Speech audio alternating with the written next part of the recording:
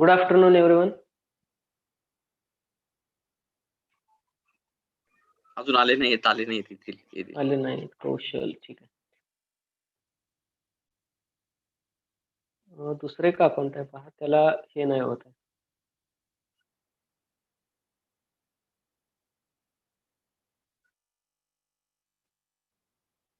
Okay.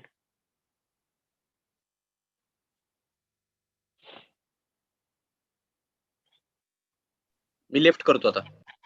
हो चालेल sir, no problem. Thank you. 2 minute वाट पाहूयात आपण सगळ्यांना जॉईन होईपर्यंत.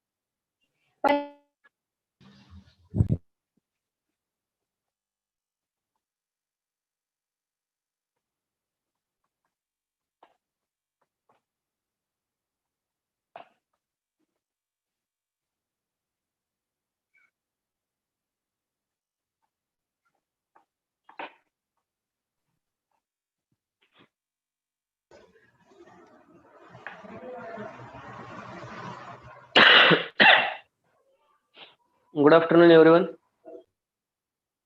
Good afternoon sir. सोपी होती का रे taste Kaushal?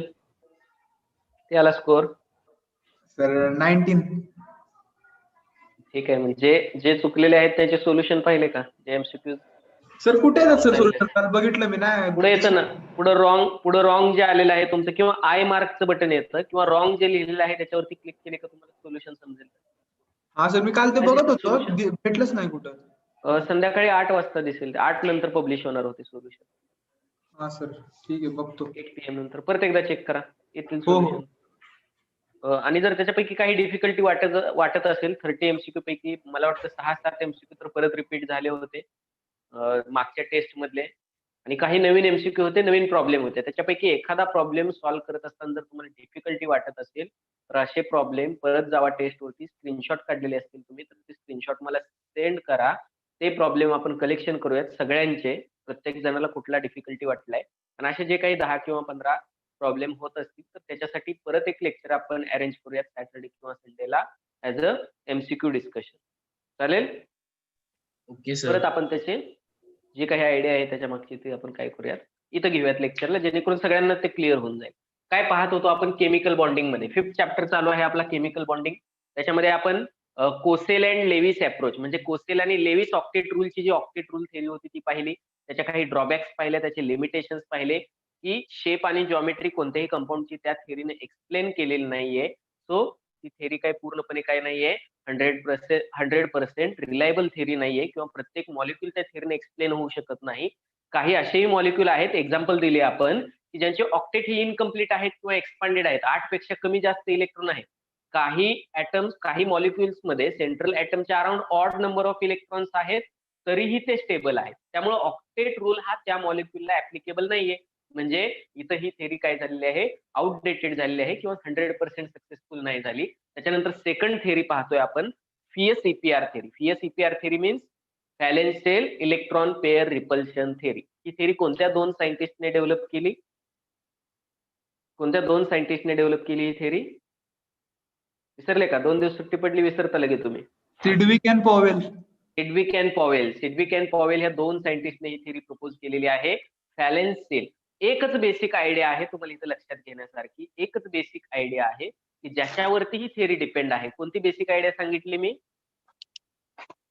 Yes, this theory based on the basic idea that electron pairs repel each other. जे सेंट्रल ऍटमच्या किंवा सेंट्रल ऍटमच्या अराउंड असणाऱ्या ज्या काही इलेक्ट्रॉन पेअर आहेत सगळे इलेक्ट्रॉन म्हणजे जे बॉन्ड मध्ये आहेत ते पण, जे non bonding as a loan pair असतात त्याच्या डोक्यावरती ते पण, सगळेच्या सगळे इलेक्ट्रॉन्स असतील तर हे इलेक्ट्रॉनचे पेअर काय करतात, एकमेकांना रिपेल करतात. साधी गोष्ट आहे.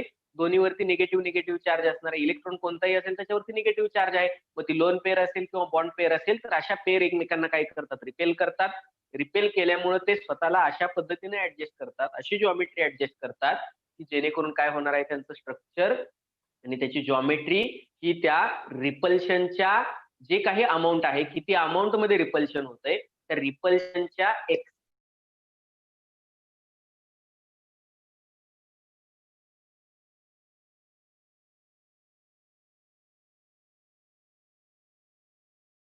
व्हिडिओ पॉज झाला सर. ठीक आहे, आता दिसतोय बरोबर आहे. बरोबर आहे. ठीक आहे, पहा एक ऍटम आहे, एक सेंट्रल ऍटम आहे. तरी पॉज झाला तर मला सांगत चला पटकन. ओके, एक सेंट्रल sir. ऍटम आहे. समजा असे जर दोन बॉन्ड आहेत, असे जर दोन बॉन्ड आहेत. ओके, ऑब्विसली समजा इकडे पण एक ऍटम आहे, इकडे पण एक ऍटम आहे. ऍटम ए असं नाव दिलं आपण त्याला. ठीक आहे, ऍटम ए असं आपण काय दिलेलं आहे, नाव दिलेलं आहे. आता काय होतंय मला सांगा, हे बॉन्ड पेअर आहे, ही पण एक बॉन्ड पेअर आहे. म्हणजे इथं दोन इलेक्ट्रॉन आहेत, इथं दोन इलेक्ट्रॉन आहेत.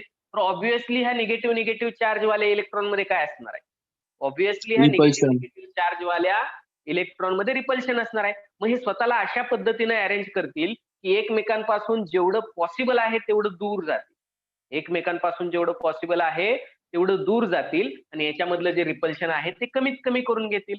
म्हणजेच काय होणार आहे, त्यांची एनर्जी कमी होणार आहे. एनर्जी कमी इट मीन्स स्टॅबिलिटी जास्त होणार आहे, हायर स्टॅबिलिटीचा ऍटम बनणार आहे. मग हाच ऍटम काय वे आहे सांगा मला, कोणता वे पॉसिबल आहे, याच्यामधला बॉन्ड अँगल किती पॉसिबल आहे की ज्यावेळी मॅक्सिमम स्टॅबिलिटी असू शकते ह्या, किंवा रिपल्शन जे आहे या दोन बॉन्ड पेअर मधलं हे मिनिमम असू शकतं. असा कोणता अँगल निवडता येईल आपल्याला? 180 डिग्री. 180 डिग्री, बिकॉज अपोजिट साइडला जाणार आहे ते. जर हा इकडे गेला आणि हा जर इकडे गेला, हा जर या पोझिशनला आला बॉन्ड, तर ऑब्विसली यांनी अरेंजमेंट कशी केलेली आहे, यांनी जी अरेंजमेंट केलेली आहे या अरेंजमेंट मध्ये हे सेंट्रल ऍटमच्या अपोजिट साइडला गेलेले आहेत आणि 180 डिग्रीचा अँगल इथं मेंटेन केलेला आहे आणि हीच मॅक्झिमम आहे. याच्यापेक्षा जास्त इकडे आला तर हा अँगल कमी होणार आहे, इकडून हे जवळ होणार आहे. हाच मॅक्झिमम अँगल इथं काय आहे, पॉसिबल आहे. जर एखाद्या सेंट्रल ऍटमला जर समजा 3 ऍटम सराउंडिंगला असतील, तर अशा वेळी याच्यामधला बॉन्ड अँगल किती असायला पाहिजे, याच्यामधला बॉन्ड अँगल हा 120 असायला पाहिजे. ओके, आणि सगळ्यामधला बॉन्ड अँगल तेवढाच असायला पाहिजे जेणेकरून ते स्वतःला अशा पद्धतीने अरेंज करतील की मॅक्झिमम डिस्टन्स होईल, मिनिमम रिपल्शन होईल, म्हणजे एनर्जी मिनिमम होईल, स्टॅबिलिटी हायर होईल. त्याच वेळी तो मॉलिक्यूल काय राहू शकतो, स्टेबल राहू शकतो. पण या केसमध्ये जर तुम्ही विचार केला तर हे ठीक आहे, इथपर्यंत ठीक आहे, पण ही केस आपण 2 डायमेन्शनल बोर्ड वरती शिकतोय. ही केस सर आपण एनर्जी कमी म्हणजे एनर्जी कमी म्हणजे त्याच्यामध्ये असणाऱ्या ऍटम्स जे आहेत हे एकमेकांविरुद्ध काय करत असतात, एकमेकांविरुद्ध त्यांचे काय चालू असतात, इंटरॅक्शन, एकमेकांविषयी त्यांचे इंटरॅक्शन चालू असतात. फॉर एक्झाम्पल पहा, याचा जो ऍटम आहे, आता हे बॉन्डिंग इलेक्ट्रॉन आहेत, हे बॉन्डिंग इलेक्ट्रॉन हाही स्वतःकडे खेचतोय, हाही स्वतःकडे खेचतोय, बरोबर की नाही. इथं फोर्स ऑफ अट्रॅक्शन आहे, इलेक्ट्रोस्टॅटिक काही वॅन्डरवॉल्स फोर्सेस ऑफ अट्रॅक्शन असतात. फॉर एक्झाम्पल पहा, याचा न्यूक्लियस याचे इलेक्ट्रॉन अट्रॅक्ट करत असेल किंवा याचा न्यूक्लियस या ऍटम मधले काही आउटर मोस्ट ऑर्बिट मधले इलेक्ट्रॉन अट्रॅक्ट करत असेल, तर हे जे सगळे इंटरॅक्टिव्ह फोर्सेस असतात कलेक्टिव्हली याला त्याची एनर्जी म्हटली जाते. कलेक्टिव्हली त्याला आपण काय म्हणत असतो, त्याची एनर्जी म्हणत असतो. लंडन फोर्सेस असतील, वॅन्डरवॉल फोर्सेस ऑफ अट्रॅक्शन असतील, जे काही केमिकल बॉन्डिंग पाहतोय आपण ते असेल, या ऍटम मधलं आणि या ऍटम मधलं काहीतरी रिपल्सिव्ह फोर्स असेल, बरोबर की नाही.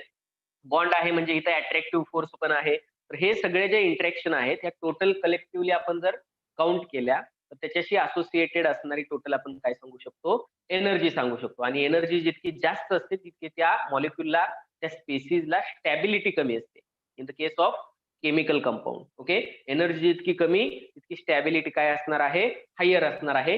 जास्त एनर्जी जर याला भेटली, फॉर एक्झाम्पल पहा, याची एनर्जी जर एक्स किलो जूल आहे असं जर आपण कन्सिडर केलं, एक्स एवढी एनर्जी आहे या मॉलिक्यूलला, तुम्ही जर याच्यावरती सनलाईट इन्सिडेंट केली तर तो रेडिएशन मधून एनर्जी ऍब्सॉर्ब करतो आणि त्याची एनर्जी काय होणार आहे, परत वाढणार आहे. म्हणजे या मॉलिक्यूल मध्ये व्हायब्रेशन्स असतील कंटिन्युअसली, तर हे व्हायब्रेशन पण काय होतील, फास्ट होतील, जास्त एनर्जेटिक व्हायब्रेशन्स होतील.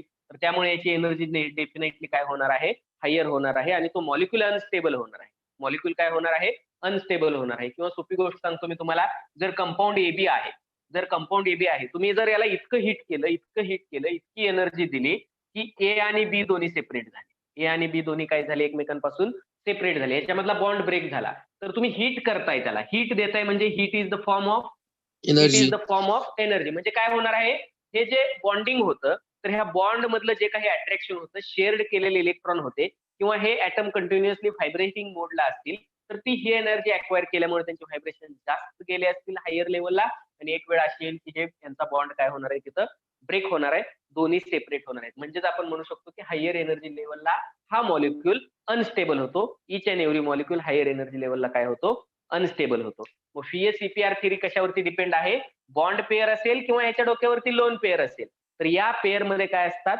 या पेअर मध्ये रिपल्सिव्ह फोर्सेस असतात.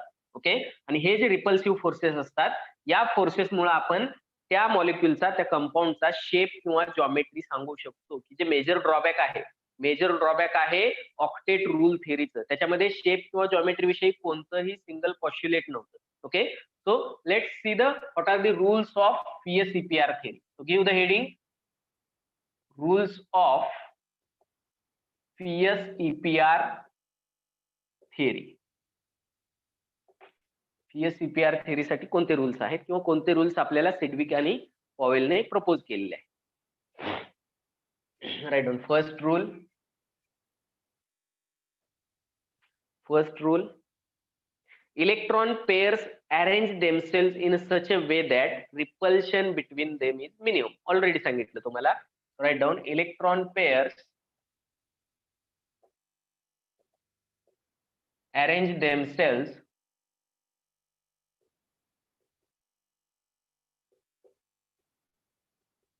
in such a way that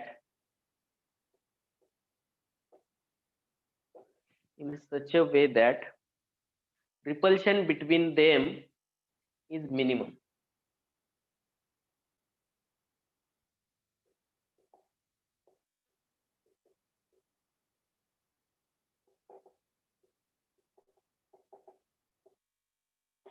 Repulsion between them is minimum.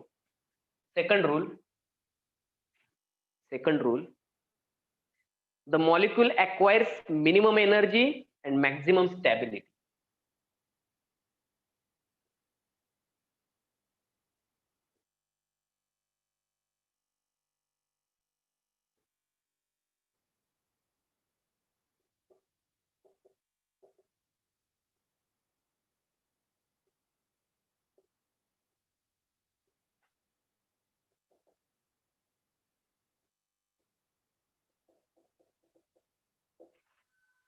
The molecule acquires minimum energy and maximum stability. Arrangement मुळे एनर्जी मिनिमम होईल, दूर जातील एकमेकांपासून. सो फोर्सेस ऑफ इंटरॅक्शन जेवढे कमी होतील तेवढीच एनर्जी कमी होणार आहे, म्हणजे स्टॅबिलिटी काय असणार आहे, हायर असणार आहे, मॅक्झिमम असणार आहे. Then third rule, lone pair of electrons also contribute in determining the shape of molecule. Lone pairs of electrons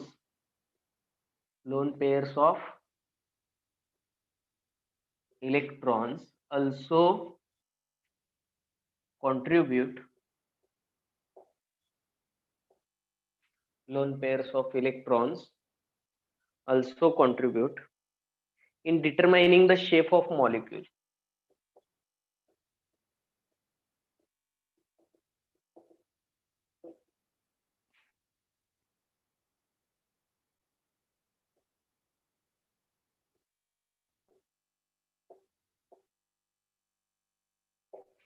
In determining the shape of molecule. And last rule, trend for repulsion between electron pairs is, trend means fashion, trend means increasing order or decreasing order. Trend for repulsion between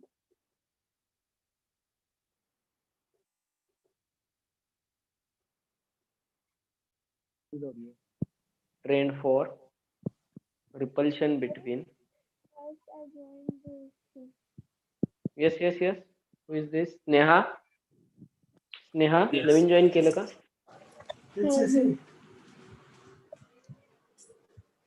reply miss Sneha. Hello. हा हाँ हाँ, मैं matrix 12th का join करना था, तो ये demo class देखने वाला सर ने. Okay no problem carry this. Okay, thank you. Trend for repulsion between electron pairs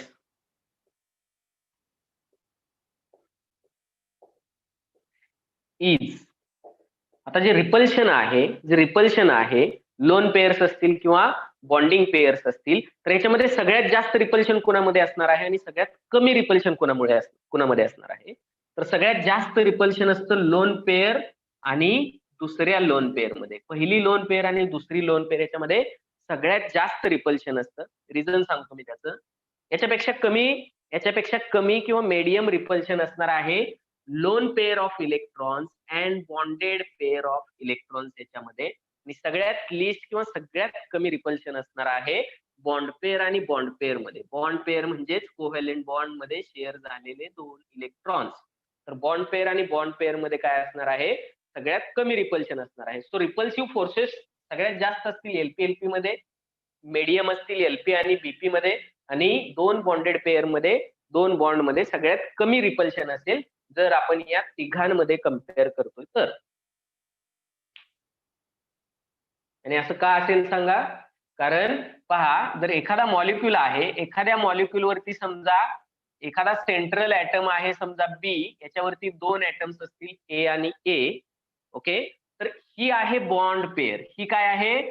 bond pair. Covalent bond म्हणजे दोन इलेक्ट्रॉन. आता ही जी बॉन्ड पेयर आहे, दिस बॉन्ड पेयर और this bonded electrons are under the influence of two atoms, atom A and atom बी.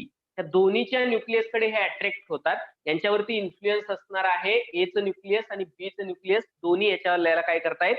याच्याशी interaction करतायत. पण जर आपण सेंट्रल ऍटम वरती, याच बी ऍटम वरती एखादी लोन पेयर दाखवली, तर हे इलेक्ट्रॉन जे आहेत, electrons consisting the lone pair, they are influenced by only one atom B.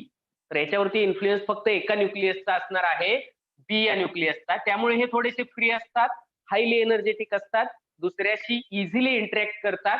त्यामुळे लोन पेअरची जी काही एनर्जी आहे किंवा त्याचं जे रिपल्सिव्ह फोर्स आहे, हे सगळ्यात जास्त असतं लोन पेअरचं than the bonding pair of electron. मग इथं तुम्ही सांगू शकता जर लोन पेअरला सगळ्यात जास्त एनर्जी आहे किंवा रिपल्सिव्ह फोर्स आहे as compared to the bonding pair, तर दोन लोन पेअर मध्ये सगळ्यात जास्त रिपल्शन असणार आहे. एका लोन पेअर मध्ये आणि एका बॉन्डेड पेअर मध्ये सगळ्यात काय असणार आहे? मॉडरेट असणार आहे. दोन बॉन्डेड पेअर मध्ये सगळ्यात कमी रिपल्शन असणार आहे.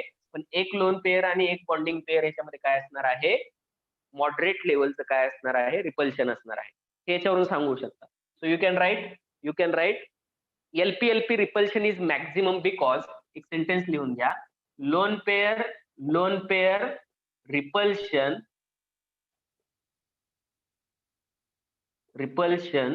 is maximum.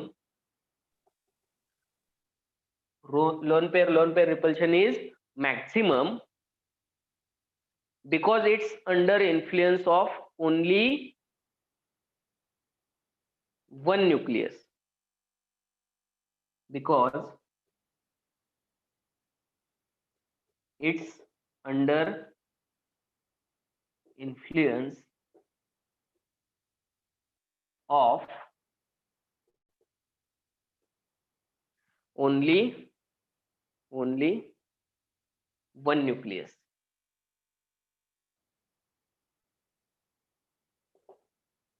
म्हणजे कसं झालं, एक्झामला जर क्लासरूम मध्ये एकच सुपरवायझर असतील तर तुम्ही शेजाऱ्याला विचारू शकता आन्सर. पण जर दोन सुपरवायझर असतील तर पॉसिबल आहे का? एक सर पुढे उभारले, एक सर मागे उभारले, तुम्हाला एक्झाम मध्ये पेपर द्यायला सांगितलंय, तुम्ही इकडे तिकडे बघू शकताय का? नाही बघू शकत. Why? Because you are under influence of two teachers, two supervisor. कळालं नाही सर. येस. काय सांगितलं पहा कौशल, काय सांगितलं? लोन पेअरची एनर्जी जास्त का असते किंवा दोन लोन पेअर मध्ये रिपल्सिव्ह फोर्स का असतं? ही आहे बॉन्डेड पेअर, बॉन्ड मधले इलेक्ट्रॉन. हे इलेक्ट्रॉन याही न्यूक्लियसच्या इन्फ्लुएन्स मध्ये आहेत आणि याही न्यूक्लियसच्या इन्फ्लुएन्स मध्ये आहे. बॉन्ड हा 2 ऍटम मध्ये होतो. मग त्याच्या बिटवीन शेअर झालेले जे इलेक्ट्रॉन आहेत ऍज अ कोव्हॅलेंट बॉन्ड, याच्यावरती हेही न्यूक्लियस काय करते, इन्फ्लुएन्स करते, फोर्स ऑफ अट्रॅक्शन आहे. हे पण न्यूक्लियस त्याला स्वतःकडे खेचते, म्हणजे त्याचंही फोर्स ऑफ अट्रॅक्शन आहे. यालाच इन्फ्लुएन्स म्हणतोय आपण, त्याचा प्रभाव आहे. ओके, 2 ऍटमचा प्रभाव आहे त्या इलेक्ट्रॉनवरती, त्यामुळे याची एनर्जी मिनिमम असते, रिपल्सिव्ह फोर्स पण मिनिमम असते, फिक्स असतात त्याच्या जागेला. पण जर तुम्ही लोन पेअर पाहिली तर ही लोन पेअर फक्त बी या ऍटम वरती आहे. या एचा किंवा या ए ऍटमचा याच्याशी काहीही संबंध नाही. ओके, जर वॉटर मॉलिक्युलचं एक्झाम्पल घेतलं, वॉटर मॉलिक्युलचं, तर ऑक्सिजन वरती लोन पेअर असतात आणि ह्या आहेत बॉन्डेड पेअर. कोव्हॅलेंट बॉन्ड म्हणजे बॉन्डिंग पेअर आहेत या. Okay, this is called as bonding pair of electron. तर या ज्या बॉन्डिंग पेअर ऑफ इलेक्ट्रॉन मधले 2 इलेक्ट्रॉन आहेत त्याच्यावरती हायड्रोजनचं न्यूक्लियस आणि ऑक्सिजनचं न्यूक्लियस दोन्ही फोर्सेस एक्झर्ट करतात, फोर्सेस ऑफ अट्रॅक्शन, त्याला आपण म्हणतो इन्फ्लुएन्स. याचा प्रभाव आहे याच्यावरती, त्याला म्हणतो आपण इन्फ्लुएन्स. पण इथं जर पाहिलं की लोन पेअर फक्त ऑक्सिजन वरती आहे, या 2 हायड्रोजनचा आणि याचा काही संबंध नाहीये. म्हणजे these electrons are under influence of only 1 atom, त्यामुळे ते जास्त फ्री असतात. आणि आपण काय सांगू शकतो, lone pair repulsion is maximum because it's under influence of only 1 nucleus. काय एक्झाम्पल दिले मी, जर तुम्ही एक्झाम सेंटर मध्ये आहे, एक्झाम रूम मध्ये जर तुम्ही एक्झाम देताय, 2 टीचर्स असतील सुपरवायझर म्हणून, तुम्हाला इकडे तिकडे पाहता येत नाही. पण जर एकच टीचर असेल तर त्यांची नजर चुकवून तुम्ही पाहू शकता, त्यावेळी तुम्ही जास्त एनर्जेटिक होता, तुम्हाला हालचाल करायला तिथे चान्स भेटतो. बरोबर की नाही? बरोबर ना? ओके, तर तसं आहे इथं 2 ऍटमचा याच्यावरती 2 न्यूक्लियसचा इन्फ्लुएन्स असल्यामुळे काय होत आहे, याची एनर्जी थोडीशी कमी राहते, रिपल्सिव्ह फोर्सेस पण कमी राहतात. ओके, काय काय सांगितलं परत एकदा रिपीट करा. Rules for FES-CPR theory. कोणते रूल्स आहेत? Electron pairs arrange themselves in such a way that repulsion between them is minimum. म्हणजे जे इलेक्ट्रॉन पेअर्स आहेत ते बॉन्डेड पेअर असतील किंवा लोन पेअर असतील. ओके, तर याच्यामध्ये काय असणार आहे, या इलेक्ट्रॉन मध्ये काय असणार आहे, या 2 बॉन्ड मध्ये रिपल्शन असणार आहे. मग हे काय करतील, whose mic is on. Okay, ठीक आहे. स्नेहा, लिंक कुणी दिली तुला बाळ? स्नेहा, लिंक कुणी दिली तुला जॉईन होण्यासाठी? Sneha Naidu, can you reply me? Okay, पहा, जर बॉन्डेड पेअर, इथं इलेक्ट्रॉन आहेत या बॉन्ड मध्ये आणि याच्यामध्ये रिपल्सिव्ह फोर्स आहे, तर हे स्वतःला अशा मॅक्झिमम डिस्टन्सने काय करतील, एकमेकांपासून दूर ठेवतील, स्वतःला अशा पद्धतीने अरेंज करतील की याच्यातलं रिपल्शन काय होणार आहे, या स्टेजला मिनिमम होणार आहे. जर 3 ऍटम्स असतील, जर 3 बॉन्ड असतील, तर ते स्वतःला या पद्धतीने काय करणार आहेत, 3 बॉन्ड असतील तर स्वतःला या पद्धतीने अरेंज करणार आहेत की जेणेकरून यांचं डिस्टन्स काय व्हावं, त्यांचं एकमेकांमधलं डिस्टन्स मॅक्झिमम व्हावं. 120 डिग्रीचा बॉन्ड अँगल बनवतील इथं आणि त्याच्यामुळे repulsive forces between them they are minimum. जेवढं पॉसिबल मिनिमम लेवलला रिपल्सिव्ह फोर्सेस ठेवतील तेवढं ठेवणार आहेत ते. पण हे आहे 2 डायमेन्शनल. जर 3 डायमेन्शनल मध्ये असतील तर असाही शेप होऊ शकतो याचा, आणि जर कधी असा शेप झाला याचा तर याला पिरॅमिडल म्हणतात. असा शेप झाला तर काय म्हणतात, याला पिरॅमिडल शेप म्हणतात. आणि असा शेप कधी होऊ शकतो, ज्यावेळी वरून कुणी तर ऑलरेडी ते एका प्लेन मध्ये होते, 2 डायमेन्शनल होते, ट्रँग्युलर स्ट्रक्चर होतं. हे जर तुम्ही जॉमेट्री काढली ट्रँगल तयार होतोय, बरोबर की नाही? मग हे या प्लेन मधून जर असे डाऊन साइडला आले तर याच्यासाठी काय रिझन असेल, जर हे असे डाऊन साइडला आले तर याच्यासाठी रिझन असणार आहे, त्याच्यावरती एक लोन पेअर काय असायला पाहिजे, त्या ऍटम वरती जर एक लोन पेअर असेल तर हे असे खाली जाणार आहेत आणि या रिपल्सिव्ह फोर्स असणार आहे या लोन पेअर मध्ये आणि ह्या प्रत्येक बॉन्डिंग पेअर मध्ये. मग हे जी जॉमेट्री बनणार आहे याला आपण पिरॅमिडल म्हणतो. बेस याचा ट्रँग्युलर आहे, सो ट्रायगोनल पिरॅमिडल म्हणतात. बेस जर स्क्वेअर असता याचा 4 आणखी एखादा जर ऍटम आपण इथं आणखी एखादा बॉन्ड कन्सिडर केला असता, स्क्वेअर पिरॅमिडल. हे आहे ट्रायगोनल पिरॅमिडल. खालती एक असा जर डाऊन साइडला समजा याच्या बाजूला एक इथं लोन पेअर आहे तर ही जी जॉमेट्री तयार होते याला बाय पिरॅमिडल म्हणतात. म्हणजे दोन्ही बाजूला पिरॅमिड तयार झालेला आहे, खाली पण एक पिरॅमिड तयार होतो, वरती पण एक पिरॅमिड तयार होतो. इमेजेस पाहणार आहे आपण त्यावेळी तुमच्या लक्षात येईल. म्हणजे इलेक्ट्रॉन पेअर स्वतःला अशा पद्धतीने अरेंज करतात की त्याच्यातलं रिपल्शन काय व्हायला पाहिजे, मिनिमम व्हायला पाहिजे. Sir Okay? Double bond The मध्ये molecule. कसं येतं? यस, डबल बॉन्ड असेल तरी आपण त्याला इलेक्ट्रॉनच कन्सिडर करणार. डबल बॉन्ड असेल तरी नाही आपण सर, त्याला त्यांच्यातला इलेक्ट्रॉनच रिपल्सिव्ह कन्सिडर फोर्स. करणार. रिपल्सिव्ह फोर्सेस सेम असतील. डबल बॉन्ड असतील तर जास्त इलेक्ट्रॉन असेल तर रिपल्सिव्ह फोर्स पण जास्त असतील. इलेक्ट्रॉन 4 असतात तिथं. ओके, डबल बॉन्ड मध्ये रिपल्सिव्ह फोर्स हे सिंगल बॉन्ड पेक्षा डबल बॉन्ड मध्ये काय असणार आहे, थोडंसं मग ते जास्त कसे असणार अरेंज आहे. पण करणार जर सर? दोन्ही जर ते दोन्ही डबल बॉन्ड असतील, फॉर एक्झाम्पल देतो मी कार्बन डायऑक्साईड, जर ते दोन्ही बॉन्ड असतील तर त्यांची टेंडन्सी इक्वल असेल. जर ते दोन्ही बॉन्ड असतील तर टेंडन्सी इक्वल असेल. जर समजा इथे एखादा सिंगल बॉन्ड असेल, तर याच्यामधलं रिपल्सिव्ह फोर्स काय असणार आहे? फोर्सची अमाऊंट कमी होणार आहे. जॉमेट्रीमध्ये फरक नाही पडणार. जॉमेट्री जर तुम्ही डिसाईड करताय अराउंड या सेंट्रल ऍटमच्या, समजा सी हा सेंट्रल ऍटम आहे, याच्या अराउंड जॉमेट्री किंवा शेप कसा तयार होणार आहे, याच्यासाठी तुम्हाला direct number of atoms surrounded to it हे काउंट करायला लागतं. नंबर ऑफ ऍटम्स काउंट करायला लागतील. दुसरी एक गोष्ट काय काउंट करायला लागेल ते म्हणजे लोन पेअर ऑफ इलेक्ट्रॉन्स किती आहे. लोन पेअर ऑफ इलेक्ट्रॉन्स आणि सराउंडिंग ऍटमचा नंबर याच्यावरून डायरेक्ट जॉमेट्री ठरते. मग तो डबल बॉन्ड असू द्यात किंवा सिंगल बॉन्ड असू द्यात. ओके, का तर बॉन्ड आणि बॉन्ड मध्ये रिपल्शन आहे. इथे एक बॉन्ड आहे, इथे एक बॉन्ड आहे, इथे एक बॉन्ड आहे. तर ह्या 4 बॉन्डची 3 डायमेन्शन मध्ये त्याच्या अराउंड 360 डिग्रीचा अँगल असतो. तर त्याच्यामध्ये इक्वल डिस्ट्रीब्युशन होईल या बॉन्ड, इक्वल डिस्ट्रीब्युशन होईल आणि या लोन पेअर मध्ये. आणि लोन पेअरला पण ऍज अ बॉन्डेड पेअर आपण काय करणार आहे, आणखी एक ऍटम आहे असं कन्सिडर करणार आहे आणि त्याची जागा आपण लोन पेअरची फिक्स करणार आहे आणि त्याचं रिपल्शन दाखवणार आहे. त्यावेळी आपल्याला जॉमेट्री काय करता येईल, एक्सप्लेन करता येईल. हे आपण इमेजेस मध्ये पाहूयात. नेक्स्ट पहा, the molecule acquires minimum energy and maximum stability. Molecule acquires minimum energy, repulsion कमी झालं, एनर्जी कमी झाली, stability maximum. Okay, third rule, lone pair of electrons also contribute in the determining the shape of molecule. हे पाहिलं आताच आपण, lone pair of electrons also contribute in determining the shape. म्हणजे असं नाही का की समजा सेंट्रल ऍटम सी आहे, इकडे एक ए ऍटम आहे, इकडे एक ए ऍटम आहे याचा, तर याचा 180 डिग्रीचा अँगल होतो. याचा काय होतो, 180 डिग्रीचा अँगल होतो. ओके, पण याच कंपाऊंड मध्ये आपण जर काय केलं, याच कंपाऊंड मध्ये जर समजा एक लोन पेअर आहे, इथं जर एक लोन पेअर आहे, आता काय होणार आहे, या लोन पेअर ऑफ इलेक्ट्रॉन मध्ये आणि या बॉन्डिंग पेअर मध्ये रिपल्सिव्ह फोर्सेस एक्झर्ट होते. आणि रिपल्सिव्ह फोर्सेस एक्झर्ट झाल्यानंतर काय होणार आहे, हे स्ट्रक्चर बेंड लाईक होणार आहे. म्हणजे हे स्ट्रेट लाईन स्ट्रक्चर होतं, हे स्ट्रक्चर काय झालंय, इथं बेंड झालंय. इथे एक लोन पेअर असणार आहे. या लोन पेअरनं काय केलेलं आहे, या दोन बॉन्डला रिपल्सिव्ह फोर्स एक्झर्ट केलेला आहे, त्यांचं रिपल्शन झालेलं आहे. जर लोन पेअर नसती तर हे बॉन्ड स्ट्रेट लाईन असते, पण वरती एक लोन पेअर आहे म्हणून हे काय झाले, बेंड झाले हे बॉन्ड, का तर त्याचं रिपल्सिव्ह फोर्स याच्यावरती एक्झर्ट होते. तर वॉटर मॉलिक्यूलचा शेप असाच असतो, पाहणार आहे आपण. का तर हे दोन ए आयटम आहेत ना, ऑक्सिजन, यस खालचे जे 2 ए आयटम होते ना, मग त्यांच्यातला Yes. रिपल्सिव्ह फोर्स वाढणार ना. त्यांच्यातलं रिपल्सिव्ह फोर्स वाढणार, पण फोर्स कोण जास्त एक्झर्ट करते, लोन मला पेअर. सांग. हा, कुणाचं फोर्स सगळ्यात जास्त आहे? ओके, लोन पेअरचं जास्त आहे की बॉन्डेड पेअरचं आहे? लोन पेअरचं. लोन पेअरचं. जर याच्यामध्ये फोर्स जास्त असतं तर याने याला रिपेल केलं असतं आणि हे स्ट्रक्चर सरळ बनलं असतं. पण फोर्स ऑलरेडी याचं जास्त आहे, ज्याची पॉवर जास्त, रस्सीखेच सारखं आहे. सेम आठवायचं, रस्सीखेच सारखं आहे. जिकडे पॉवर जास्त आहे तिकडे ते पुल होणार आहे, जिकडे रिपल्सिव्ह फोर्स जास्त आहे तिकडे ते ढकललं जाणार आहे.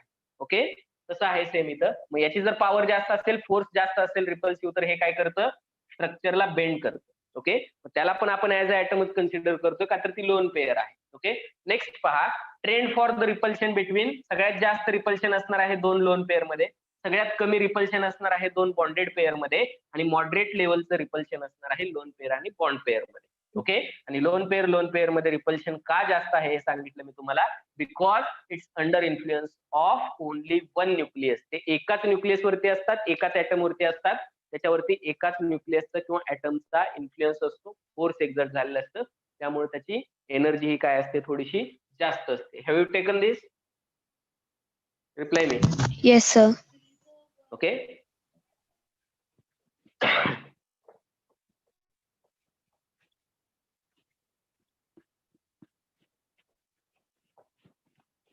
so these are the rules. Example पाहूयात आपण, फॉर एक्झाम्पल पहा,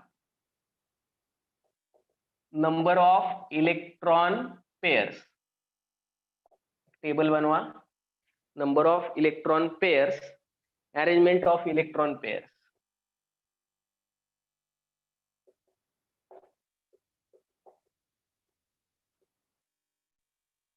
Arrangement of electron pairs, molecular geometry,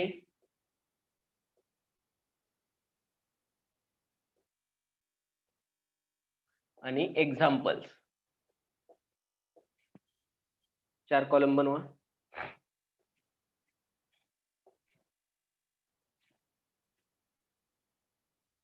समजा जर नंबर ऑफ इलेक्ट्रॉन पेअर्स ह्या 2 नंबर ऑफ इलेक्ट्रॉन पेअर्स असतील. ओके. आता इथे इलेक्ट्रॉन पेअर्स मध्ये आपण जर डबल बॉन्ड असेल तर त्याला काय करणार आहे, एकच बॉन्ड आहे असं कन्सिडर करणार आहे. हे डिसाइड केलं जातं किती बॉन्ड आहेत. मग तो डबल बॉन्ड असेल, ट्रिपल बॉन्ड असेल किंवा सिंगल बॉन्ड असेल. ओके. फॉर एक्झाम्पल पहा, कार्बन आहे, double bond oxygen, double bond oxygen, 2 bond आहेत. हा पण बॉन्ड आहे, हा पण बॉन्ड आहे. 2 ॲटमच्या मध्ये असणारा तो 2 पेअर शेअर झाले असतील, 3 झाले असतील किंवा 1 पेअर शेअर झाले असतील. It means single bond, double bond और ट्रिपल कोव्हॅलेंट बॉन्ड. त्याला एकच कन्सिडर करणार आहे आपण, का तर त्याच्यामधलं रिपल्सिव्ह फोर्स हे सेमच असणार आहे. ओके. इथं जो बॉन्ड अँगल आहे, हा 180 डिग्रीचा बॉन्ड अँगल तयार झालेला आहे. 180 चा बॉन्ड अँगल, तर याची जॉमेट्री कशी आहे म्हणू शकतो आपण, स्ट्रेट लाईन सारखी. म्हणजेच काय आहे, याला लिनियर जॉमेट्री म्हणतात. याला काय म्हणतात, लिनियर जॉमेट्री म्हणतात. फॉर एक्झाम्पल पहा, BeBr2 हे एक्झाम्पल देऊ शकता तुम्ही कार्बन डायऑक्साईडचं. Carbon dioxide, these are the examples. समजा एखादी बॉन्ड पेअर वाढली, 3 बॉन्ड झाले. ओके. 3 इलेक्ट्रॉन पेअर्स झाल्या फॉर एक्झाम्पल, तर ट्रायगोनल प्लेनार जॉमेट्री होते. फॉर एक्झाम्पल दिलेलं आहे BCl3. बोरॉन असेल सेंटरला, एक chlorine, second chlorine, third chlorine. So BCl3 not BE, boron trichloride. तर याच्यामधला जो बॉन्ड अँगल आहे तुम्हाला माहित आहे किती असेल, 360चं इक्वल डिस्ट्रीब्युशन होईल, म्हणजे 120 डिग्री हा बॉन्ड अँगल असणार आहे. तर या जॉमेट्रीला म्हटलं जातं ट्रायगोनल. ट्रायगोनल का म्हटलं जात असेल याला? ट्रायंगल कुठं तयार होतो? बेस. ट्रायंगल कधी तयार होतो पहा. ट्रायगोनल का म्हटलं जातं, जर तुम्ही ही जॉमेट्री ड्रॉ केली, कशी ड्रॉ करतात पहा. जर हे 3 ॲटम एकमेकांना काय केले, तुम्ही कनेक्ट केले, तर आता ही जॉमेट्री काय झालेली आहे, ट्रायंगल सारखी झाली आहे. सो ट्रायगोनल, आणि याला प्लेनार म्हणतात. प्लेनार का, तर ही जॉमेट्री एका प्लेन मध्ये आहे. ही जॉमेट्री कशी आहे, प्लेनार आहे, एका प्लेन मध्ये कॉन्ट्रीब्युट होते. इट मीन्स जर मी सेंटरला बोरॉनचा ॲटम आहे असं कन्सिडर केलं, सेंटरला बोरॉनचा ॲटम आहे, तर हे असे 3 बॉन्ड आहेत. हे असे 3 बॉन्ड आहेत 2 डायमेन्शन मध्ये. हे असे 3 बॉन्ड आहेत 2 डायमेन्शन मध्ये. इथे एक क्लोरीन आहे, इथे एक क्लोरीन आहे, इथे एक क्लोरीन. हे जर तुम्ही कन्सिडर केलं, हे ऍज अ पेपर आहे. जसं पेपर असतो आपला एक, त्याला आपण एक प्लेन म्हणतो. ह्या बोर्डचा सरफेस म्हणजे एक प्लेन आहे, भिंतीचा सरफेस म्हणजे एक प्लेन असेल. ओके. तर हा काय आहे, एक प्लेन आहे. एका प्लेन मध्ये सगळे ॲटम कॉन्ट्रीब्युट होत आहेत, म्हणून ही काय झाली, प्लेनार जॉमेट्री झाली. पण जर बेंड झालं स्ट्रक्चर, जर हेच स्ट्रक्चर, सेम स्ट्रक्चर जे तुम्ही आता कन्सिडर केलं होतं, हे स्ट्रक्चर जर समजा बेंड झालं, तर हे प्लेनार आहे का, नाही प्लेनार. का तर हे तिन्ही एका प्लेन मध्ये आहेत, पण हा ॲटम त्याच्या प्लेन मध्ये नाही, हा दुसऱ्या प्लेन मध्ये आहे. That's why this is not a planar geometry. Okay. Trigonal planar. Okay. त्याच्यामध्ये एक्झाम्पल देऊ शकता तुम्ही, BF3, BCl3, बोरॉनचे कंपाऊंड आणि हॅलोजन बरोबर जर तो कंपाऊंड कंबाईन झाला, किंवा बोरॉन आणि 3 हायड्रोजन कंबाईन झाले, तर या हायड्रोबोरॉन हा सेम जॉमेट्री दाखवेल. फक्त तुम्हाला क्लोरीनचे ॲटम क्लोरीनने किंवा हायड्रोजनने रिप्लेस करता येतील. So this is the trigonal planar. Next, समजा 4 पेअर झाले किंवा 4 बॉन्ड झाले. 4 बॉन्ड असतील, लोन पेअर असेल, एका लोन पेअरला एक लोन पेअर कन्सिडर करतो, आणि एका बॉन्डला आपण एक बॉन्डेड पेअर कन्सिडर करतो, जरी तो बॉन्ड डबल किंवा ट्रिपल बॉन्ड असला तरी. जर 4 असतील तर टेट्राहेड्रल जॉमेट्री असते. फॉर एक्झाम्पल पहा, सेंटरला एक ॲटम आहे, इथं एक ॲटम आहे, आणि 3 ॲटम, याच्या खाली 3 ॲटम आहेत, ते असे असतील. 3 ॲटम या वेन असतील, इथं एक ॲटम असतील. तर या जॉमेट्रीला म्हटलं जातं टेट्राहेड्रल. सर 90 डिग्री फॉर्म नाही करू शकत? 90 डिग्री फॉर्म करू शकत नाहीत, का तर हे 2 डायमेन्शन मध्ये नाही चाललं. 2 डायमेन्शन मध्ये नाहीये, हे 3 डायमेन्शन मध्ये आहे. आणि हा जो बॉन्ड अँगल आहे, हा 109 डिग्री 28 मिनिट असतो. आणि ही जॉमेट्री बेटर एक्झाम्पल आपल्याला करता येईल, मिथेन हा टेट्राहेड्रल स्ट्रक्चर असतं. मिथेनला, अमोनियाला पण टेट्राहेड्रल असतं, पण ते डिस्टॉर्टेड टेट्राहेड्रल असतं. त्याचा बॉन्ड अँगल थोडासा मिसिंग असतो. तर ह्या जॉमेट्रीला काय म्हणणार आपण, टेट्राहेड्रल जॉमेट्री. टेट्राहेड्रॉनचं स्ट्रक्चर तुम्ही जॉमेट्री मध्ये आहे, जसं ट्रँगल असतो तसा टेट्राहेड्रॉन आहे. ते तुम्ही geometry मध्ये किंवा image मध्ये पाहू शकता. एक्झाम्पल देता येतील तुम्हाला. मिथेन असेल, CH4, सर तुम्ही ते अमोनियम किती आयन डिग्री असेल. लिहिलंय? 109 डिग्री 28 मिनिट 109 डिग्री 28 मिनिट. एका डिग्री मध्ये किती मिनिट असतात? एका डिग्री अँगल मध्ये किती मिनिट असतात? 60 मिनिट 60. असतात. ओके, मग 28 मिनिट आहे म्हणजे हे नियरली इक्वल टू 30 आहे. 28 minute is nearly equal to 30 minute आहे, बरोबर की नाही? याला आपण काय म्हणू शकतो? This is half degree, this is 0.5 Yes. Degree, nearly equal to 0.5 degree. मग हेच जर Yes. तुम्हाला लिहायचं असेल तर तुम्ही असं लिहू शकता 109.5 डिग्री. डिग्री या युनिट मध्ये लिहायचा अँगल 109.5. इथं 30 झालं का हे 0.5 डिग्री झालं. ओके, मग 109.5 degree it means 109 degree 28 minute exact. Okay, 30 घेतलं तर 0.5 होतंय. एक्झॅक्ट फिगर हीच आहे 28.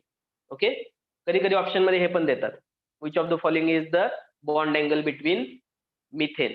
मिथेनचा बॉन्ड अँगल किती आहे विचारला जाऊ शकतो तुम्हाला. तर तुम्हाला ऑप्शन मध्ये असं दिलं तर 0.5 डिग्री लिहायला लागेल. मिनिट मध्ये दिलं तर 28 मिनिट असं लिहायला लागेल. ओके, किंवा कार्बनला रिप्लेस केलं तुम्ही सिलिकॉनने, हायड्रोजनला रिप्लेस केलं तुम्ही क्लोरीनने, तर SiCl4 सिलिकॉन टेट्राक्लोराइड. आपण ह्याचं पण एक्झाम्पल देऊ शकता तुम्ही. आता ऍक्च्युली काय आहे पहा, टेट्राहेड्रल जॉमेट्री म्हणजे. टेट्राहेड्रल जॉमेट्री म्हणजे काय आहे? टेट्राहेड्रल जॉमेट्री म्हणजे बेंड झालेले आहेत हे मॅक्झिमम डिस्टन्स आहे. हे मॅक्झिमम डिस्टन्स आहे याच्यामधलं, ज्याच्यामध्ये काय होतात, मॅक्झिमम डिस्टन्स आहे 3 डायमेन्शनल आणि याच्या वरती एक असणार आहे. ही अशी जॉमेट्री आहे. टेट्राहेड्रल जॉमेट्री ही अशी जॉमेट्री आहे. वरती एक ऍटम आहे, सेंटरला एक ऍटम आहे. हे 4 बॉन्ड जे आहेत हे मॅक्झिमम डिस्टन्स कॅरी करतात. यांच्यापासून एकमेकांपासून मॅक्झिमम डिस्टन्स ठेवतायत. एकमेकांपासून हे काय करतायत? मॅक्झिमम डिस्टन्स ठेवतायत. कोणीही एका प्लेन मध्ये नाहीये. हा वेगळ्या प्लेन मध्ये आहे, हे खालचे 3 परत वेगळ्या प्लेन मध्ये आहेत, हा वेगळ्या प्लेन मध्ये आहे. अशा पद्धतीने बॉन्ड होतात. हे स्ट्रक्चर ऑलरेडी बेंड झालेलं असतं खाली, हे स्ट्रक्चर, आणि याच्यावरती एक असतो. मग हा 3 डायमेन्शन मध्ये ज्यावेळी तुम्ही बॉन्ड अँगल कन्सिडर करता त्यावेळी हा बॉन्ड अँगल बनतो 109 डिग्री 28 मिनिटचा. ओके, याच्यामध्ये ठीक आहे. नेक्स्ट घेताय का हे लिहून? बुक मध्ये आहे टेबल, तुम्ही कन्सिडर करू शकता परत. तेही समजा 5 लोन पेअर्स झाल्या, 5 इलेक्ट्रॉन पेअर्स झाल्या, त्या कशाही असतील, बॉन्डेड असतील, नॉन बॉन्डेड असतील. तर इथं जॉमेट्री बनते ट्रायगोनल बाय पिरॅमिडल. जॉमेट्री काय बनते? Trigonal bipyramidal. म्हणजे पहा, एक सेंटरला ऍटम आहे, एक सेंटरला ऍटम आहे. जसं मी मगा स्ट्रक्चर दाखवलेलं तसं 3 ऍटमने हा काय बनतो? ट्रँगल बनवतो. आता हा ट्रँगल कसा असतो? हा ट्रँगल कसा असतो? हा ट्रँगल असतो प्लेनार. प्लेनार म्हणजे ट्रँगल किंवा हे जे सगळे 4 ऍटम आहेत हे एकाच प्लेन मध्ये आहेत. हे कसे आहेत? एकाच प्लेन मध्ये आहेत. एका प्लेन मध्ये म्हणजे हे जर तुम्ही पाहिलं तर एका पेपर सारखे आहेत, एका प्लेन मध्ये आहेत. ओके, या प्लेनच्या हे हॉरिझॉन्टल प्लेन घेतले, या प्लेनच्या वरती एक ऍटम असेल आणि या प्लेनच्या खाली एक ऍटम असेल. मग याचं जे नाव आहे ते आपण काय सांगितलं जॉमेट्रीचं? Trigonal bipyramidal. Trigonal bipyramidal. Trigonal bipyramidal. आता ट्रायगोनल बाय पिरॅमिडल का म्हणतात पहा याला.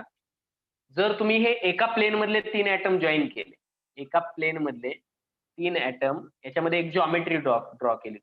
ओके, तर ही जॉमेट्री कशी बनली? Yes, this is a triangular geometry. Triangle आहे हा, बरोबर की नाही? ट्रँग्युलर जॉमेट्री झाली. आता या प्लेन मध्ये आहेत हे 3. ओके, या प्लेनच्या वरती एक, अबोव द प्लेन वरती एक ऍटम आहे, बिलो द प्लेन खाली एक ऍटम आहे. या प्लेन मध्ये हे 4ही ऍटम आहेत. इथं ट्रँगल तयार झालाय, याच्या वरती इथे एक ऍटम आहे, खाली इथे एक ऍटम आहे. मग याला ही जॉमेट्री आपण जर जॉईन केली, समजा मी वरच्या ऍटमला जर जॉमेट्री जॉईन करतोय, वरच्या ऍटमला 3ही ऍटमशी या कनेक्ट करतोय, तर इथे एक पिरॅमिड झाला, इथे एक पिरॅमिड तयार झाला. खालच्या ऍटमला परत मी जेव्हा या 3 बरोबर जॉईन करतोय, खालच्या ऍटमला जेव्हा मी या 3 बरोबर जॉईन करतोय, तर खाली एक पिरॅमिड तयार झाला. वरती एक पिरॅमिड, खाली एक pyramid, 2 pyramid. It means by pyramidal. 2 pyramid म्हणून 2 पिरॅमिडल स्ट्रक्चर झालेलं आहे. वरती एक पिरॅमिड, खाली एक पिरॅमिड, बाय पिरॅमिडल म्हणणार त्याला, ज्याचा बेस ट्रायंगल आहे, म्हणून trigonal bipyramidal. Trigonal bipyramidal. याचे जर एक्झाम्पल द्यायचं झालं तर PCl5 किंवा SbF6 सॉरी SbF5 नॉट 6.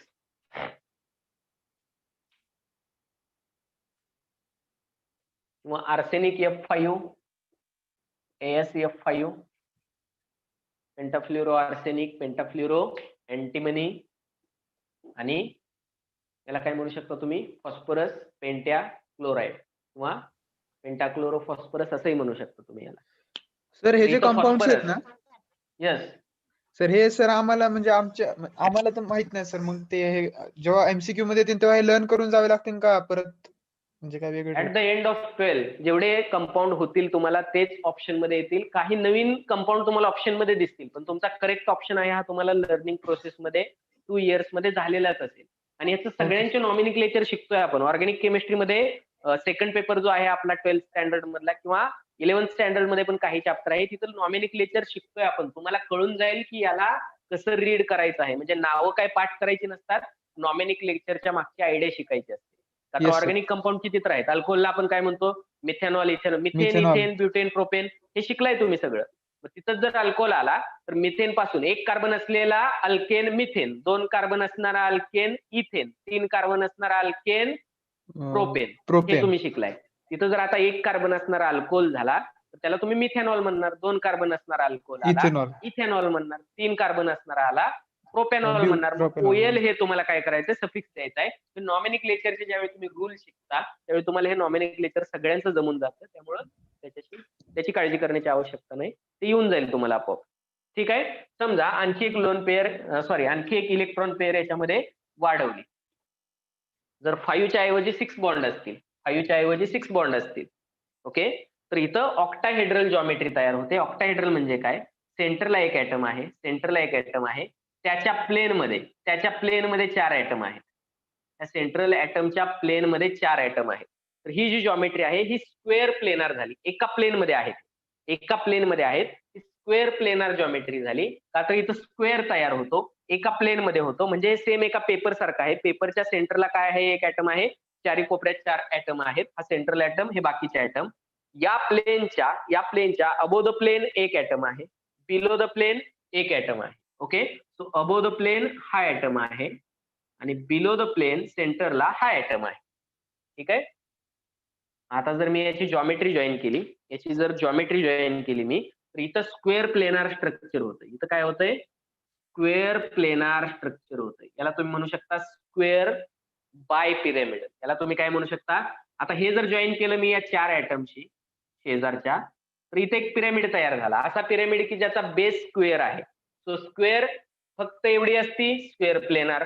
त्याच्यावरती एक पिरॅमिड तयार झाला, स्क्वेअर पिरॅमिडल तयार झाली. खाली एक पिरॅमिड तयार होतोय. आता याला कनेक्ट करा परत. खाली एक पिरॅमिड तयार होतोय, तर ही जॉमेट्री झाली स्क्वेअर बाय पिरॅमिडल. तर ह्याला शब्द आहे जॉमेट्रीमध्ये ऑक्टाहेड्रल जॉमेट्री. जसं टेट्राहेड्रल असतं तशी ऑक्टाहेड्रल जॉमेट्री म्हणतात. एक्झाम्पल देता येतील तुम्हाला, SF6, PeF6, टेल्युरियम F6, selenium F6, असे काही एक्झाम्पल्स तुम्हाला देता येतील. तर सेंटरला कोणता ऍटम असेल, सल्फर, टेल्युरियम, सेलेनियम, हे ऍटम कुठे असतील, सेंटरला असतील आणि 6 फ्लोरीन या आउटसाइडला असतील. ठीक आहे. इथं पण सेम, फॉस्फरस कुठे असणार आहे, सेंटरला 5 क्लोरीन असतील, 3 त्याच्या प्लेन मध्ये, एक अबोव द प्लेन, एक below the plane. Same for all. It is clear?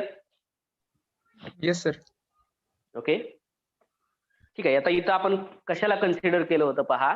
इथं आपण कन्सिडर केलेले आहेत फक्त बॉन्ड, पण इथं लोन पेअर पण असणार आहे. हे लिहिले तुम्ही, स्ट्रक्चर ड्रॉ केले. Yes sir. Have you taken this? Okay, ठीक आहे. 15 मिनिट राहिले आहेत आपल्याकडे. आपण स्क्रीन शेअर करून काही इमेजेस दाखवूयात. Okay, everyone is present. ठीक आहे. Neha, are you online? Neha Naidu. ठीक आहे, पहा जर या बॉन्डच्या ऐवजी काही लोन पेअर पण आहेत या ऍटम मध्ये, ओके, तर त्या लोन पेअरला पण आपण ऍज अ बॉन्ड किंवा as a electron pair consider करतोय आणि त्याच्यामधलं रिपल्सिव्ह फोर्स पण आपण कन्सिडर करतोय. तर काय होतंय पहा. ठीक आहे, हे पाहिलं आपण आता. काय पाहिलं? लिनियर जॉमेट्री तयार होते कार्बन डायऑक्साइड मध्ये, ट्रायगोनल प्लेनार होते, BCl3 चे एक्झाम्पल घेतलेलं आहे किंवा BF3 चे घेऊ शकतो. टेट्राहेड्रल होते मिथेन मध्ये, ट्रायगोनल बायपिरॅमिडल होते PCl5 मध्ये. तर इथं जॉमेट्री तुम्ही इझिली सांगू शकता. सेंट्रल ॲटम PCl5 ची जॉमेट्री विचारली तुम्हाला, तुम्ही इथंच कन्सिडर करा ना, P हा काय असणार आहे, फॉस्फरस ॲटम हा सेंट्रल, जे जास्त आहेत ते सराउंडिंगला असणार आहेत. मग सेंट्रल ॲटमच्या सराउंडिंगला थ्री डायमेन्शन मध्ये तुम्ही 5 क्लोरीन कसे ऍड करू शकता?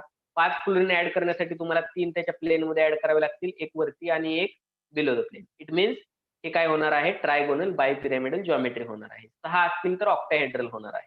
ओके, आता पहा इथं एक्झाम्पल दिले आहेत आपल्याला. जर या टाईपचे ऍटम्स असतील तर AB2E, AB3E, याचं मिनिंग काय आहे पहा. ए म्हणजे सेंट्रल ऍटम, ए मीन्स सेंट्रल ऍटम, बी मीन्स बॉन्डेड ऍटम म्हणजे सराउंडिंगचा ऍटम, मग त्याच्यामध्ये सिंगल बॉन्ड असेल अगर डबल बॉन्ड असेल, आणि ई मीन्स लोन पेअर. मग पहिला टाईप दिलेला आहे मॉलिक्युलचा आपल्याला. ए म्हणजे सेंट्रल ऍटम आहे, बी म्हणजे बॉन्डेड ऍटम आहे. तर बॉन्डेड ऍटमची संख्या किती? How many bonded atoms are there? 2. आणि लोन पेअर किती आहे? 1 आहे. लोन पेअर 1 आहे. जर ही लोन पेअर नसती तर स्ट्रक्चर कसं तयार झालं असतं कौशल? 180 डिग्री.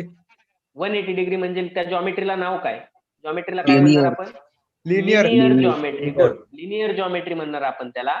पण इथं लोन पेअर आहे, म्हणजे ही लोन पेअर आता समजा इथं वरती आहे, दाखवलेली नाही इमेज मध्ये, पण समजा इथं SO2 लिहिलं इथं वरती आहे, तर ही लोन पेअर याला काय करणार आहे, या लिनियर जॉमेट्रीला बेंड करणार आहे, कारण रिपल्सिव्ह फोर्स एक्झर्ट होतं, म्हणून शेप झाला याचा बेंड शेप, किंवा याला फी शेप्ड असं म्हणू शकतो. आपण काय म्हणू शकतो याला? फी शेप्ड असं म्हणू शकतो. ओके, मग बेंड शेप किंवा व्ही शेप्ड. मग SO3 किंवा ओझोन पण पाहिला आपण. ओझोनचं स्ट्रक्चर पाहिलं, आठवतं का लास्ट 1-2 लेक्चर मध्ये? तर मिडल ऑक्सिजन वरती लोन पेअर्स होत्या, त्यामुळे याचं पण स्ट्रक्चर कसं दाखवलेलं आपण? बेंड स्ट्रक्चर आहे. समजा सेंट्रल ॲटम हा ए आहे, खालचं एक्झाम्पल पहा. सेंट्रल ॲटम हा ए आहे, त्याच्या सराउंडिंगला B3 लिहिलंय, AB3E, म्हणजे त्याच्या सराउंडिंगला 3 ॲटम आहेत आणि एक लोन पेअर आहे. ओके, जर समजा ही लोन पेअर नसती, इथं लोन पेअर नसती, एक सेंटरला आहे, 3 सराउंडिंगला आहे, बॉन्ड अँगल किती? येस, पिरॅमिडल नाही होणार. काय होणार? ट्रँग्युलर होणार. ही काय होणार? ट्रायगोनल प्लेनार होणार. ट्रायगोनल प्लेनार इथं पाहिली, आठवते का? हे बघा इथं, ही आठवते का? 3 जर बॉन्ड असतील काय होईल? BCl3 चे एक्झाम्पल काय होईल? तिन्ही बॉन्ड एका प्लेन मध्ये राहतील, 120 डिग्री अँगल होईल, आणि असा टोटल जर तुम्ही या 3 ला जोडलं तर ट्रँगल तयार होणार. बरोबर का? मग हे असं स्ट्रक्चर आहे. याच्यामध्ये काय वाढवलंय? याच्यामध्ये फक्त एक लोन पेअर वाढवले. मग ही लोन पेअर काय करते? लोन पेअर, मार्करचं एक्झाम्पल, मार्कर हातात मध्ये घेऊन दाखवलेलं मी तुम्हाला. हे बॉन्ड काय होतात? खालच्या बाजूला बेंड होतात. का बेंड होतात? याच्यावरती इथं डोक्यावरती काय आहे? सेंट्रल ॲटमच्या डोक्यावरती एक लोन पेअर आहे. ई दिसतं का इथं? एक लोन पेअर आहे वरती. मग रिपल्सिव्ह फोर्समुळे बेंड होणार. 120 डिग्रीचा अँगल इथं काय बनलेला आहे आता? 106.7 डिग्री बनलेला आहे. याला ट्रायगोनल पिरॅमिडल म्हणतात. ह्याचे एक्झाम्पल दिलेले आहेत. NH3 अमोनिया असेल, नायट्रोजन वरती लोन पेअर असते. स्ट्रक्चर कितीतरी वेळा पाहिले आपण अमोनियाचं. हे स्ट्रक्चर कसं असतं? ट्रायगोनल पिरॅमिडल असतं. म्हणजे अमोनियामध्ये नायट्रोजनच्या डोक्यावरती एक लोन पेअर असते. ही लोन पेअर पण तुम्ही काय करू शकता? इलॅबोरेट करू शकता, जर तुम्ही त्याचं इलेक्ट्रॉनिक कॉन्फिगरेशन लिहिलं तर. ॲटॉमिक नंबर लिहा, इलेक्ट्रॉनिक कॉन्फिगरेशन लिहा, तुमच्या लक्षात येईल. नायट्रोजनच्या आउटर मोस्ट ऑर्बिटमध्ये 5 इलेक्ट्रॉन आहेत. त्याच्यामधले 3 electrons, these are the unpaired electrons, and 2 electrons are the paired electrons. So paired electrons remains as it is as a lone pair in the influence of nitrogen. Nitrogen वरती lone pair तशीच राहील, आणि जे 3 unpaired electron आहेत ते 3 single bond बनवतील 3 hydrogen बरोबर, single covalent bond. म्हणून इथं स्ट्रक्चर बेंड झालंय त्या लोन पेअरमुळे. ती लोन पेअर नसती तर हे सरळ ट्रायगोनल पिरॅमिडल स्ट्रक्चर झालं असतं. एक्झाम्पल दिले आहेत तुम्हाला NH3, PCl3. त्याच्यानंतर पहा, सेंट्रल ॲटम आहे ए, त्याच्या सराउंडिंगला 2 ॲटम आहेत, 2B, आणि 2 लोन पेअर आहेत. जर 2 लोन पेअर असतील म्हणजे हे स्ट्रक्चर सेंट्रल ॲटम आहे, त्याच्या सराउंडिंगला काय आहे, 2 ॲटम आहेत आणि एकच लोन पेअर आहे SO2 चं स्ट्रक्चर किंवा ओझोनचं स्ट्रक्चर. याच्यामध्ये एकच लोन पेअर असल्यामुळे रिपल्शन थोडं कमी झालेलं आहे. इथं 180 डिग्रीच्या ऐवजी 119.3 डिग्रीचा अँगल तयार झालेला आहे. पण जर इथंच मी आणखी एक लोन पेअर वाढवली, E2 केलं, आणखी एक लोन पेअर वाढली या सल्फरवरती सेंटरच्या, तर आणखी काय होणार आहे, रिपल्शन जास्त होणार आहे. आणखी रिपल्शन जास्त झाल्यामुळे हे जे बेंडिंग आहे ते काय होणार आहे, आणखी जास्त होणार आहे. आणि हे बेंडिंग जास्त होतंय म्हणजेच हा अँगल काय होणार आहे, 119 पेक्षा मिनिमम होणार आहे. तीच केस आहे इथं. 2 ॲटम सराउंडिंगला आहेत, 2 लोन पेअर आहेत. आणखी बॉन्ड अँगल रिड्यूस झालेला आहे 104.5 डिग्रीला. हे परत बेंटच म्हणणार स्ट्रक्चर किंवा व्ही शेप स्ट्रक्चर म्हणू शकतो. 2 लोन पेअर कुठे असतात, वॉटर मॉलिक्यूल मधल्या ऑक्सिजन वरती 2 लोन पेअर असतात आणि साईडला 2 काय असतात, हायड्रोजन ॲटम असतात. मग ह्या 2 लोन पेअरने काय केलेलं आहे, याच्या डोक्यावरती असणाऱ्या जास्त रिपल्सिव्ह फोर्स एक्झर्ट केलेला आहे as compare to single lone pair. एका लोन पेअर पेक्षा 2 लोन पेअरने जास्त रिपल्सिव्ह फोर्स एक्झर्ट केल्यामुळे हे जास्त बेंड झालेलं आहे स्ट्रक्चर. जास्त बेंड झाल्यामुळं 104.5 डिग्रीचा अँगल राहिलेला आहे. इथे तुम्ही लक्षात घेऊ शकता, ऑक्सिजनच्या अराउंड जर 2 हायड्रोजन असतील तर ऑक्सिजन वरती 2 लोन पेअर असतात. प्रत्येक ठिकाणी ऑक्सिजन सल्फर वरती 2 लोन पेअर असतात आणि जर 2 बॉन्ड झाले H2O, OF2, H2S किंवा SCl2 अशी एक्झाम्पल तुम्ही याची देऊ शकता. It is clear? येतंय का लक्षात हे? Yes sir. रिप्लाय मी येतंय लक्षात? इथं पहा, आता जर सराउंडिंगला 4 ॲटम असतील तर स्ट्रक्चर काय होतं, स्क्वेअर प्लेनर होतं. स्ट्रक्चर एकाच प्लेन मध्ये 4 बॉन्ड होतील, 90 डिग्रीचा अँगल असेल, एक सेंटरला ॲटम असेल A, त्याच्या चारी कोपऱ्यात, पेपरच्या चारी कोपऱ्यात काय असतील, 4 B असतील, 90 डिग्रीचा अँगल. पहा, पण जर इथं एक लोन पेअर ऍड केली, त्याच स्ट्रक्चर मध्ये एक लोन पेअर ऍड केली, तर हे सगळे बॉन्ड बेंड होत आहेत.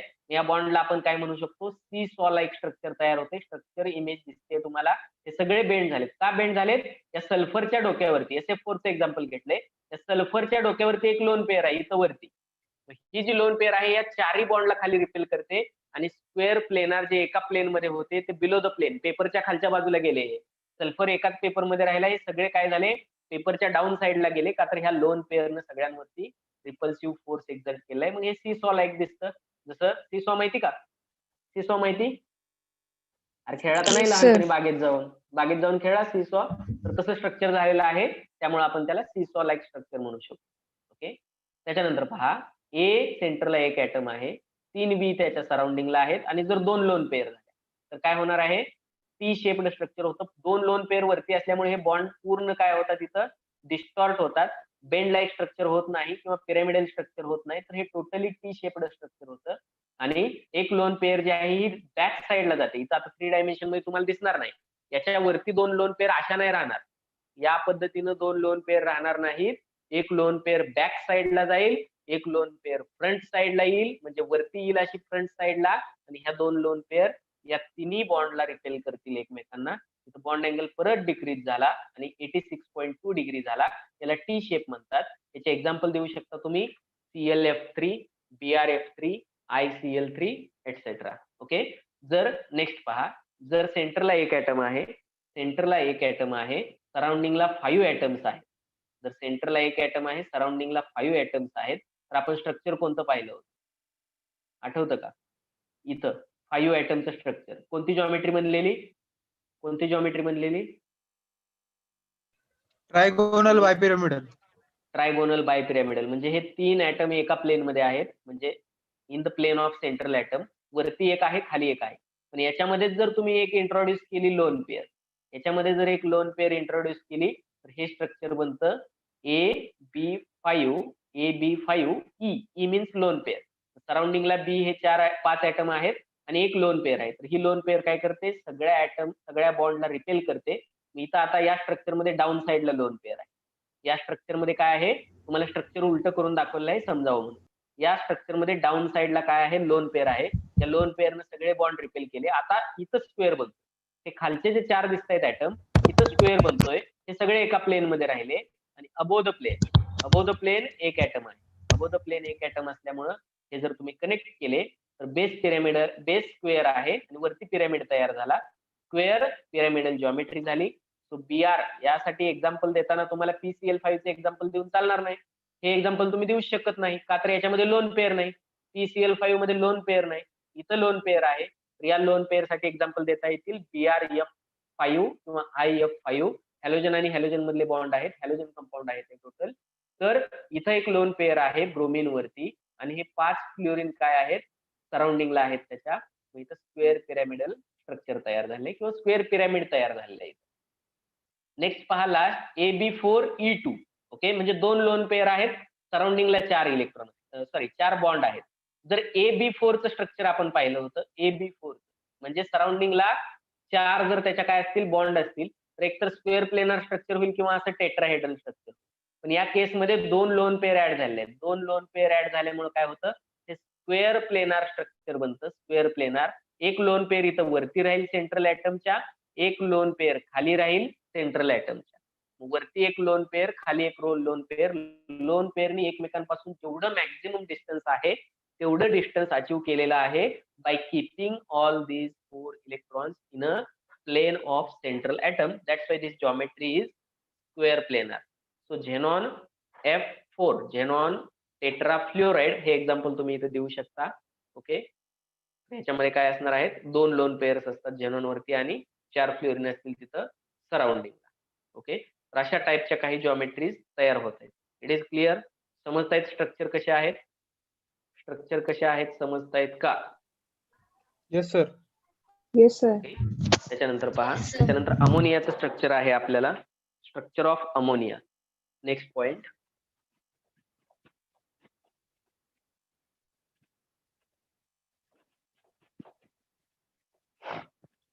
So give the heading. Give the heading.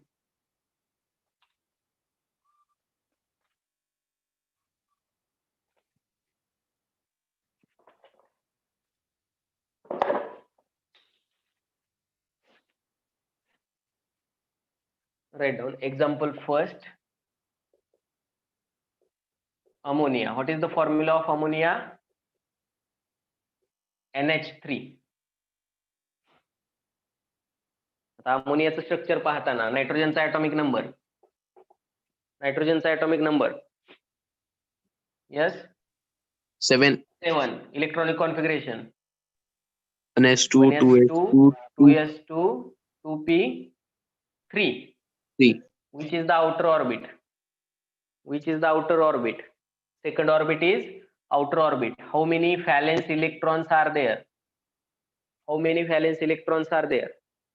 5 valence electron. Out of 5 electrons, 2 are in the 2s subcell, 3 are present in the 2p subcell.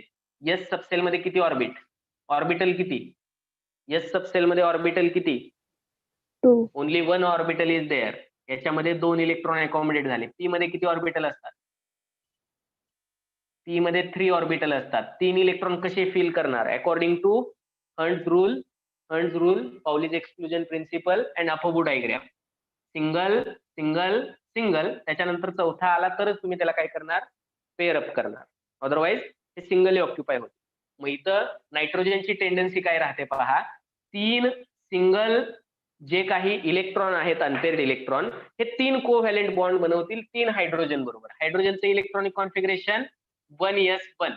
Hydrogen स्वतःचा एक इलेक्ट्रॉन देतो. हायड्रोजनने जर एक इलेक्ट्रॉन दिला, समजा मी हायड्रोजनच्या इलेक्ट्रॉनला एक्स ने रिप्रेझेंट केलं, हायड्रोजनच्या इलेक्ट्रॉनला जर मी एक्स ने रिप्रेझेंट केलं, तर इथं हायड्रोजन, पहिला हायड्रोजन एक इलेक्ट्रॉन देईल, दुसरा हायड्रोजन एक इलेक्ट्रॉन देईल, तिसरा हायड्रोजन एक इलेक्ट्रॉन देईल. इथं पेअरिंग फुल होणार आहे. पहिला कोव्हॅलेंट बॉन्ड, दुसरा कोव्हॅलेंट बॉन्ड आणि तिसरा कोव्हॅलेंट बॉन्ड तयार झालेले आहे. तिथं नायट्रोजन असेल सेंटरला, या हायड्रोजन बरोबर एक बॉन्ड तयार झाला, या हायड्रोजन बरोबर एक आणि या हायड्रोजन बरोबर एक, हे 3 कोव्हॅलेंट बॉन्ड तयार झाले आहेत. But what about the 2 electrons or electron pair present in 2s orbital? या लोन पेअरने बॉन्डिंग मध्ये पार्टिसिपेट केलेला आहे का? या लोन पेअरने बॉन्डिंग मध्ये पार्टिसिपेट केलेलं आहे का कोव्हॅलेंट बॉन्ड बनवण्यामध्ये? नाही No. केलेलं. ओके, मग जर याने बॉन्डिंग मध्ये पार्टिसिपेशन केलेलं नाहीये, तर हे नॉन बॉन्डेड इलेक्ट्रॉन आहेत जे प्रेझेंट असतील, नेहमी आपण दाखवतो नायट्रोजनच्या डोक्यावर, बरोबर का? नायट्रोजनच्या डोक्यावरती दाखवतो आपण. ओके, मग इथं जर आपण कन्सिडर केलं, टोटल बॉन्ड पेअर किती आहे, टोटल बॉन्ड पेअर किती आहे, यस टोटल इलेक्ट्रॉनच्या पेअर अराउंड द नायट्रोजन किती आहे? टोटल इलेक्ट्रॉनच्या pair including loan pair and bond pair किती झाल्या पेअर? 4. 4 लोन पेअर झाल्या. आता पहा, आणखी एक स्ट्रक्चर माहित आहे आपल्याला, आणखी एक स्ट्रक्चर माहित आहे. सेंटरला कार्बन आहे, इथं एक हायड्रोजन आहे, इथं एक हायड्रोजन आहे. हे स्ट्रक्चर कुणाचं आहे? हे स्ट्रक्चर कुणाचं आहे? 10. मिथेनचं, CH4चं स्ट्रक्चर आहे हे मिथेनचं. तर मिथेनची जी जॉमेट्री आहे, तर मिथेनच्या स्ट्रक्चरमध्ये बॉन्ड अँगल काय असतो? बॉन्ड अँगल 109 डिग्री 28 मिनिट असतो. का तर याची जॉमेट्री आहे टेट्राहेड्रल. ठीक आहे. मग इथं total electron pairs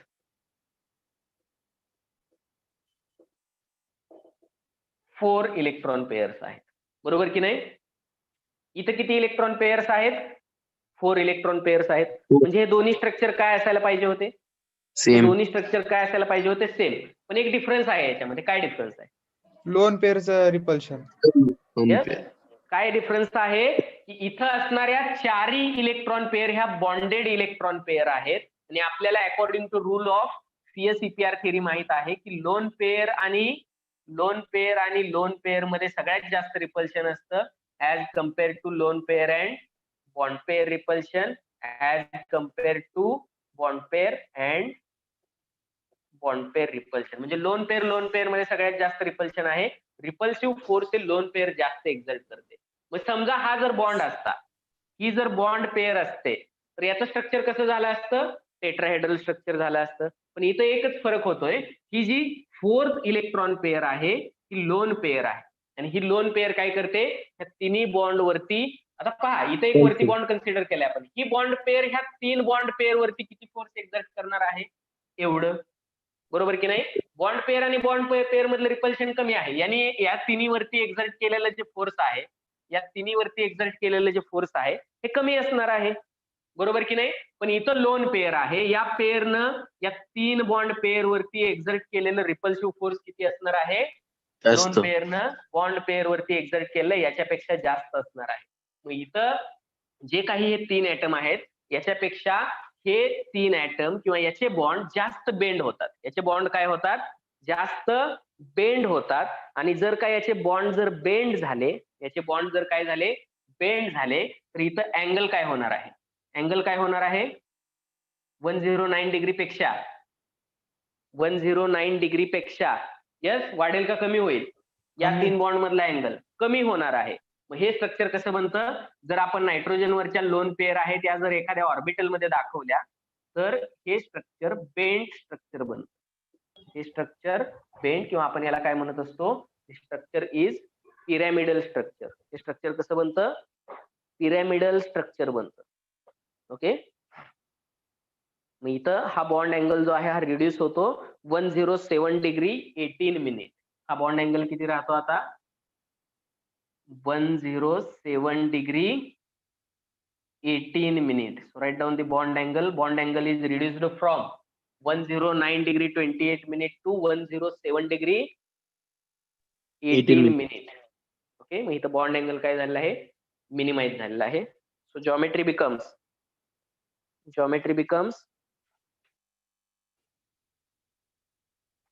yes, geometry becomes pyramidal.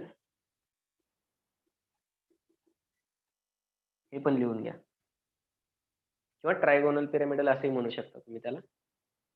तर या खालच्या 3 मध्ये काय होतोय? ट्रँगल तयार होतोय. ट्रँगल कुठे तयार होतोय? या 3 हायड्रोजन मध्ये काय होणार आहे? ट्रँगल तयार होणार आहे. That's why this is the trigonal pyramidal geometry और पिरॅमिडल शेप आलेला आहे टेट्राहेड्रल शेप येण्याच्या ऐवजी. ठीक आहे.